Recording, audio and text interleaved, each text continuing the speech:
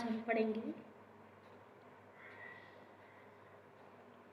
Determination of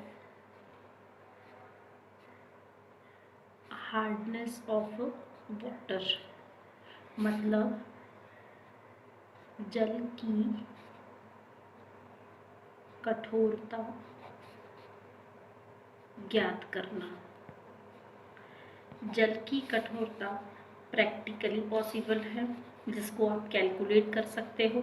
3 methods हैं। पहली है EDTA मेथड,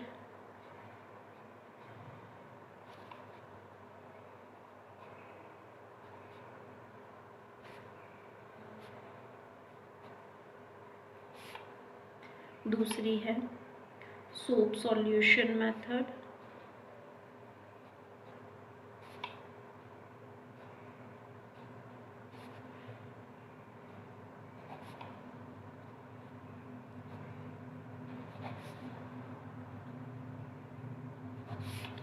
तीसरी है ओ हेनरी मेथड।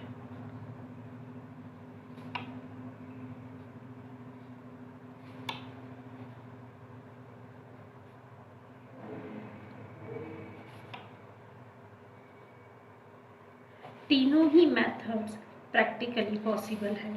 सबसे पहले हम स्टार्ट करते हैं EDTA मेथड। EDTA मेथड क्या होती है, कैसे इस मेथड को परफॉर्म किया जाता है, समझने के लिए सबसे पहले हम समझेंगे full form of EDTA। EDTA का फुल फॉर्म होता है ethylene diamine tetra acetic acid.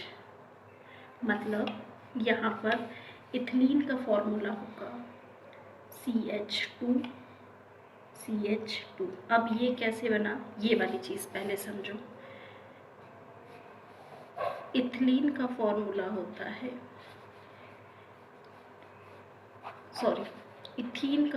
Ethane का फॉर्मूला होता है CH3। हमको बनाना है इथिलीन, हमको चाहिए इथिलीन। तो हम क्या करेंगे, 2 हाइड्रोजन यहाँ से हटा देंगे, बन जाएगा CH2 डबल बॉन्ड। अब ये जो बॉन्ड है ये हम सिंगल बॉन्ड में कन्वर्ट करके CH2 ऐसा लिख सकते हैं। तो यहाँ बन जाएगा 2N। ठीक, अमाइन का फॉर्मूला होता है NH2। ठीक है, अब यहाँ पर इस NH2 में से 2 हाइड्रोजन हटे तो ये डबल बॉन्ड बन गया। अब हमको लिखना है एसिटिक एसिड, वो होता है CH3COOH।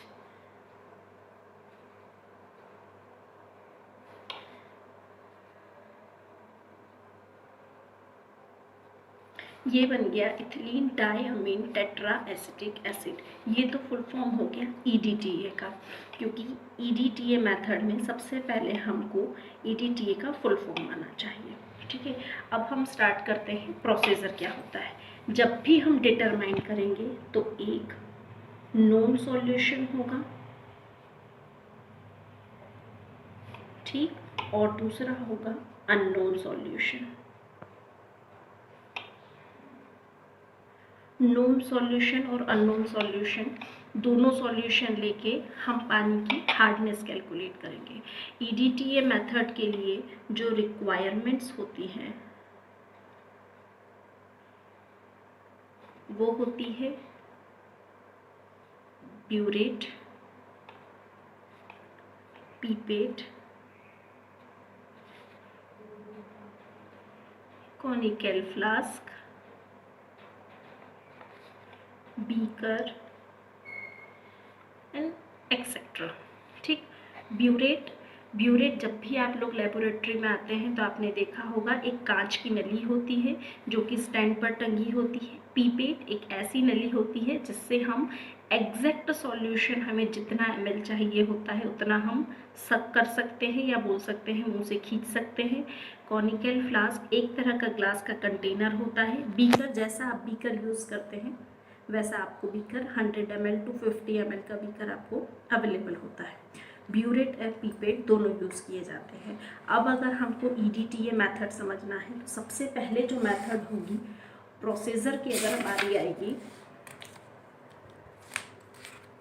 प्रोसीजर में सबसे पहले हम लेंगे नोन सॉल्यूशन। ठीक, नोन सॉल्यूशन की कुछ मेथड्स होती हैं जिसको अब हम समझेंगे। नोन सॉल्यूशन के अंदर सबसे पहले हमको 10 ml पीपेट आउट करना है कैल्शियम क्लोराइड किसी भी बीकर में।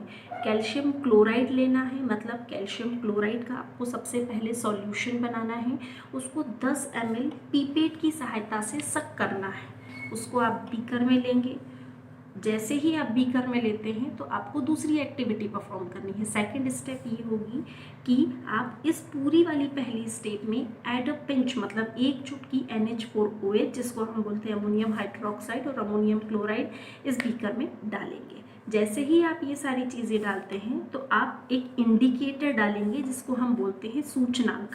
2 से 3 ड्रॉप आप EBT इंडिकेटर के डालेंगे। इंडिकेटर आप ड्रॉपर की सहायता से भी डाल सकते हैं। जैसे ही आप इस EBT इंडिकेटर को कैल्शियम क्लोराइड में डालेंगे तो जो सॉल्यूशन होता है वो वाइन रेड कलर का हो जाता है। ठीक, वाइन रेड कलर का सॉल्यूशन होने के बाद ब्यूरेट में EDTA सॉल्यूशन डालेंगे। ब्यूरेट आप लोगों ने देखा होगा कि जब आप लोग केमिस्ट्री लैब में आते हैं तो एक कांच की नली स्टैंड पर टंगी होती है जिसे कहा जाता है ब्यूरेट। साइड में इसके एक स्क्रू लगा होता है जिसकी सहायता से जो भी सॉल्यूशन ब्यूरेट में होता है वो ड्रॉप वाइज नीचे कॉनिकल फ्लास्क में ड्रॉप वाइज गिरना शुरू हो जाता है। तो EDTA सॉल्यूशन आप ब्यूरेट में भरेंगे। अब ये EDTA सॉल्यूशन को टाइट्रेट करेंगे। जो अबो आपने सॉल्यूशन बनाया है कैल्शियम क्लोराइड का जिसमें EBT इंडिकेटर डाला है, जैसे ही आप उसको ड्रॉप वाइज डालेंगे तो और कांस्टेंट स्टरिंग लगातार हिलाते हिलाते जैसे ही आप सॉल्यूशन करेंगे तो एक टाइम पर जो आपका वाइन रेड कलर है वो ब्लू कलर में कन्वर्ट हो जाएगा।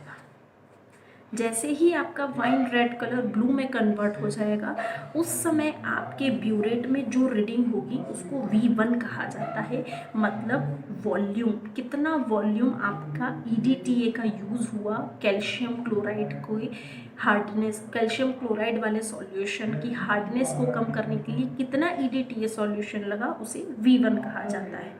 अब बारी आई, ये तो पूरा प्रोसीजर हुआ नॉन सॉल्यूशन का। एक बार फिर वापस रिपीट करते हैं। कैल्शियम क्लोराइड का 10 ml पीपेट की सहायता से बीकर में लो, उसमें एक चुटकी NH4OH और NH4Cl डालो, 2 से 3 ड्रॉप EBT इंडिकेटर की डालो जिससे सॉल्यूशन वाइन रेड कलर का हो जाए। चौथी स्टेप, ब्यूरेट को EDTA सॉल्यूशन से फिल करो, फिर कैल्शियम क्लोराइड से आप उसको टाइट्रेट करो कैल्शियम क्लोराइड के अगेंस्ट। जब आप टाइट्रेट करोगे तो वाइन रेड कलर ब्लू में कन्वर्ट हो जाएगा और दैट टाइम पर आपकी जो ब्यूरेट की रीडिंग होगी उसे डिनोट किया जाता है या उसे लिखा जाता है कैपिटल V1। कैपिटल V1 का मतलब होता है कि उस कैल्शियम क्लोराइड का आपने जो सैंपल लिया था, पानी में डाला था, उसमें कितनी हार्डनेस थी, जो EDTA का कितना वॉल्यूम यूज़ हुआ कि उसकी जो हार्डनेस थी वो कम हुई, वो वॉल्यूम के पता चल जाएगा। अब सेकंड है बाय अननोन सॉल्यूशन। स्टार्टिंग में ही मैंने आप लोगों को बताया था कि नोन और अननोन दो बताए जाते हैं। नोन सॉल्यूशन और अननोन सॉल्यूशन यहीं से पता चल जाएगा कि किसे कहते हैं। नोन सॉल्यूशन मतलब हमने जो सैंपल यूज़ किया वो हम जानते थे कि हमने 10 ml कैल्शियम क्लोराइड यूज़ किया, लेकिन अननोन सॉल्यूशन के लिए हमको ये नहीं पता चलेगा कि हम जो सैंपल यूज़ कर रहे हैं वो कौन सा है या उसमें कितनी हार्डनेस है या कैसी हार्डनेस है। जैसे पहले हमने कैल्शियम क्लोराइड यूज़ किया था, अब हम टैप वाटर यूज़ करेंगे। टैप वाटर मतलब सिंक में जो पानी आता है हम उसको टैप वाटर बोलते हैं। 10 ml टैप वाटर लो किसी भी बीकर में, उसमें सेम प्रोसीजर पूरा की पूरा फॉलो होगा। उसमें एक पिंच या एक चुटकी NH4OH और NH4Cl डालो जिसको हम अमोनियम हाइड्रोक्साइड और अमोनियम क्लोराइड बोलते हैं। फिर हम उसमें EBT इंडिकेटर डालेंगे। EBT इंडिकेटर डालने के बाद सॉल्यूशन जो होगा वाइन रेड कलर का होगा। सेम प्रोसीजर, ब्यूरेट को पूरी अच्छी तरीके से फिल करो, फिल करो मतलब ब्यूरेट को पूरी तरीके से भरो, देखो उसमें कोई एयर बबल ना आ जाए। अगर एयर बबल आता है तो पूरा सॉल्यूशन वापस आप बीकर में खाली करेंगे, फिर वापस ब्यूरेट को EDTA से भरेंगे। फिर जब अगर कोई एयर बबल नहीं दिख रही तो आप उसको EDTA, उस टैप वाटर वाले सैंपल को EDTA के अगेंस्ट टाइट्रेट करो। अब जो रीडिंग आएगी उसे कहा जाएगा कैपिटल V2। ठीक है, कैपिटल V2 हम कब लिखेंगे, कब नोट करेंगे, जब red colour, wine red colour blue में कन्वर्ट हो जाएगा। दैट मीन्स आपकी जो हार्डनेस थी वो एक आपने नोट करना शुरू कर दी। अब ये तो हुआ नोन और अननोन का प्रैक्टिकल। अब यहाँ पर बारी आई EBT का फुल फॉर्म क्या होता है। EBT तो हम बोल नहीं सकते, ये तो शॉर्टकट होता है। EBT का फुल फॉर्म होता है Eriochrome black T. T it means ये कैपिटल T लिखा जाता है, ना कि स्मॉल t, वो गलत हो जाता है। नेक्स्ट अब इसकी केमिकल रिएक्शन, या अगर हम उसको एक शॉर्टकट तरीके से समझें, केमिकल रिएक्शन नहीं बोल सकते, एक शॉर्ट तरीका हम देख सकते हैं कि कैसे रिएक्शन लिखी जाती। कैल्शियम एंड मैग्नीशियम, पानी में कैल्शियम या मैग्नीशियम कुछ भी प्रेजेंट होता ही है, प्लस EBT इंडिकेटर। जैसे ही हम EBT इंडिकेटर इसमें डालते हैं तो एक तरह का ये कॉम्प्लेक्स बना लेता है। ये कॉम्प्लेक्स जब हम EDTA से टाइट्रेट करते हैं तो एक स्ट्रॉन्ग कॉम्प्लेक्स जनरेट कर लेता है और EBT जो रहता है वो ब्लू कलर से अलग हो जाता है। ये पूरी की पूरी मेथड होती है जो कि होती है EDTA मेथड। अब इसके बाद इसकी बारी आई कैलकुलेशन की कि हम इसकी कैलकुलेशन कैसे करेंगे। इसकी कैलकुलेशन हम स्टार्ट करते हैं समझने। एक बार फिर वापस प्रोसीजर रिपीट करते हैं कि बाय नॉन सॉल्यूशन अगर हम बात करते हैं तो नॉन सॉल्यूशन के अंदर हम वापस 10 ml कैल्शियम क्लोराइड लेंगे किसी बीकर में। ठीक है, वापस रिपीट इसलिए कर रही हूँ ताकि कोई कन्फ्यूजन ना हो। 10 ml कैल्शियम क्लोराइड किसी बीकर में लेंगे, उसमें हम क्या करेंगे, एड अ पिंच ऑफ, मतलब एक पिंच हम उसमें NH4OH डालेंगे या NH4Cl डालेंगे। जैसे ही NH4OH और NH4Cl डालेंगे तो जो सॉल्यूशन का कलर होता है वो it becomes wine red colour का हो जाता है। जैसे ही वो वाइन रेड कलर का होता है तो उसके तुरंत बाद फिर हम क्या करेंगे, उसके अंदर उसे हम उस सॉल्यूशन को एज इट इज़ रहने देंगे। तुरंत बाद हम उसको क्या करेंगे, कैल्शियम क्लोराइड से टाइट्रेट करेंगे। किसके अगेंस्ट करेंगे, EDTA के अगेंस्ट। पूरे वॉल्यूम को नोट करेंगे। वॉल्यूम को नोट करना इट मीन्स कितना EDTA यूज़ हुआ वो बात होती है। ठीक है, अब अगर बारी आती है कि अब हमको लिखना है कि अब हम कैसे करें, तो अब ये होता है कि सेम सैंपल जैसा हमने नोन के लिए किया सेम हम वैसे ही अननोन के लिए करेंगे। अब बारी आई इसकी कैलकुलेशन समझने की कि हम जो हार्डनेस निकली है उसे हम कैसे कैलकुलेट करें। तो हार्डनेस कैलकुलेट करने के लिए हम ये कर सकते हैं एक तरीके से कि V1 और V2 बाय नोन सॉल्यूशन और बाय अननोन सॉल्यूशन, दोनों ही तरीके से अगर हम बात कर रहे हैं तो 10 ml अगर हम दे रहे हैं कैल्शियम क्लोराइड सैंपल तो उसको हम बोलते हैं capital V1 ml of EDTA। मतलब 10 ml नॉन सॉल्यूशन की बात हो रही है कि नॉन सॉल्यूशन मतलब जहाँ हम जानते हैं 10 ml हम इसलिए लिख रहे हैं क्योंकि हमने 10 ml कैल्शियम क्लोराइड का सैंपल यूज़ किया। उस सैंपल को यूज़ करने में कितना V1 मतलब कितना EDTA यूज़ हुआ उसे कैपिटल V1 लिखा जाता है। अब अगर हम बात कर रहे हैं कि या बोल सकते हैं हम इसी लाइन को घुमा के लिखा जा सकता है कि V1 ml ऑफ EDTA में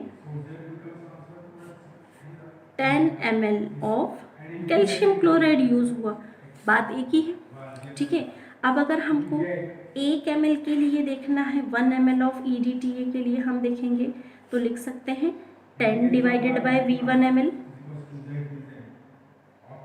ठीक, अब अगर बारी आई, ये हो गई नोन के लिए। अब अगर मेरे को बात करना है तो मैं लिखूंगी अननोन के लिए, अननोन सॉल्यूशन।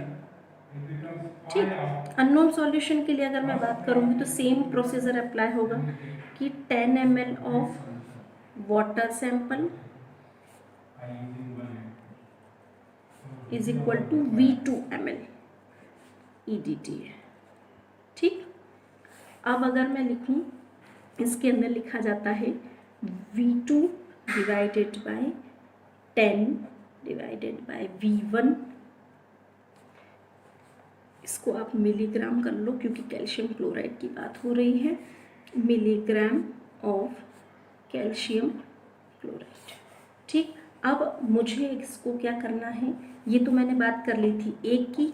अब मैं अगर 1000 मिलीलीटर की बात करूं या 1 लीटर ऑफ वाटर की बात करूं, क्योंकि पूरा प्रैक्टिकल जो परफॉर्म होता है वो तो कोई 1 ml में देखा नहीं जाएगा, तो मैं क्या करूंगी, इस पूरी चीज़ को, ये जो पूरी चीज़ लिखी है इसको मैं लिखूंगी V2 multiply by 10 multiply by 1000 divided by V1 multiply by 10 mg of calcium chloride.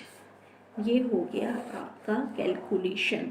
याद रखिएगा V1 और V2 की जगह पर हमेशा नोन और अननोन की रीडिंग लिखी जाती है। याद रखने के लिए हम ये बोल सकते हैं V2 is equal to unknown sample reading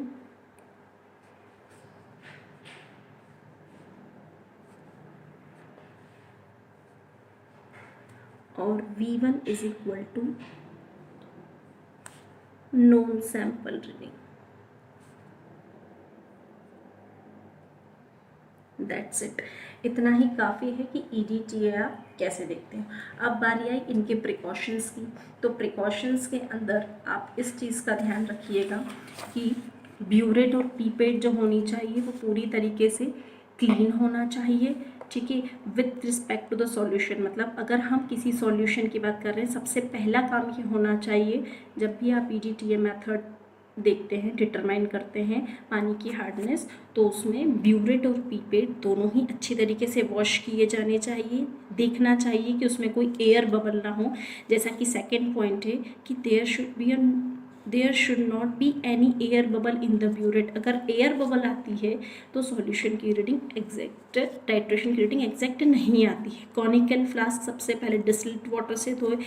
meniscus should be seen carefully lower, it means यहाँ पर ये वाला पॉइंट समझने लायक है इस चीज़ का कि कैसे किया जाए। लोअर मेनिस्कस मतलब जब भी हम कोई सॉल्यूशन को देखते हैं तो कलरफुल और कलरलेस दो तरह के होते हैं। तो जब भी कलरफुल सॉल्यूशन की बात होती है तो हमेशा अपर मेनिस्कस पढ़ा जाता है, और जब भी कलरलेस की बात की जाती है तो हमेशा लोअर मेनिस्कस पढ़ा जाता है। ये इसका टाइट्रेशन का रूल होता है। दूसरी चीज़, जो पीपेट होते हैं उसके last drop of pipette should not B blown down. पूरे के पूरे प्रिकॉशंस याद रखते हुए प्रैक्टिकल परफॉर्म करना है। बोल सकते हैं प्रैक्टिकल परफॉर्म करना है या हार्डनेस निकालनी है, एक ही बात है। That's it.